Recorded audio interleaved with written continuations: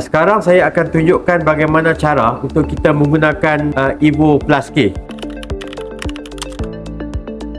Jadi pertama sekali ialah kita goncangkan dia secara perlahan-lahan. Dan kemudian yang kedua, kita titiskan di atas kulit kita di bahagian yang tertentu yang kita perlukan. Okey. Kemudian yang ketiga ialah kita gosok secara perlahan-lahan ke atas kulit. So kita gosok secara perlahan-lahan, akhirnya tekstur minyak tadi dengan gabungan propolis akan menyerap ke dalam kulit secara perlahan-lahan.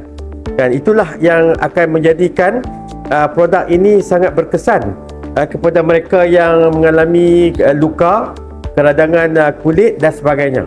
Dan juga dalam kajian kita produk ini boleh digunakan untuk wanita yang telah pun bersalin, yang mana mungkin kesan-kesan jahitan itu sangat berkesan apabila kita menggunakan produk Evo Plus K ini.